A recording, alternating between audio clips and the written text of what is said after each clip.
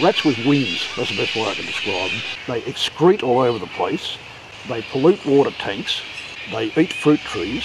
If people don't do something about them, they'll probably multiply and take over the whole village. We were quite surprised when they arrived. I didn't know anything about them and I just assumed that they would leave. From time to time there's a fairly strong odour. With the bat poo, I don't park in the backyard anymore. They say don't get bitten by them, otherwise you'll get all sorts of things. I suppose misconceptions with flying foxes stem in large part from movies. You'll get Hollywood still producing, there'll be that dark scene, the piano music starts and the gothic lighting, and there's always bats in the background. A lot of people call flying foxes fruit bats, but they're technically not. We've got 4 species here in Australia of true flying foxes. They're vegetarian, and what a lot of people don't realise is so many of these hardwoods in the forest are only pollinated by flying foxes. If flying foxes weren't in this area, you could literally be looking at the death of the entire forest system, and it's already starting to happen in Hawaii, which is pretty scary. And this is sort of similar to Hawaii because you've got steep hillsides, rainforest, it's a similar situation, and numbers are absolutely plummeting.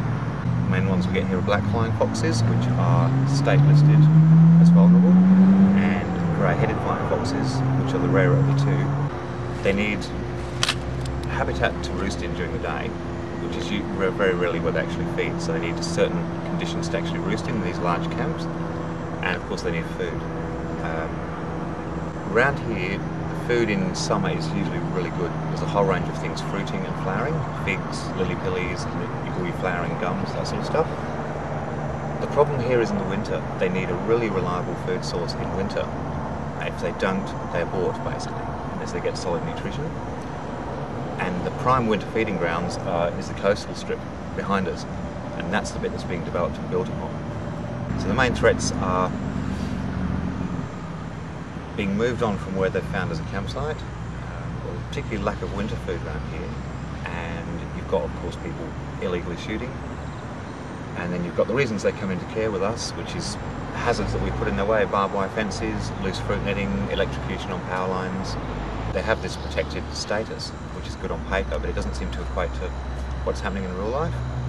A little while ago, the New South Wales camp management policy was strengthened, which should help, and I know fines have gone up.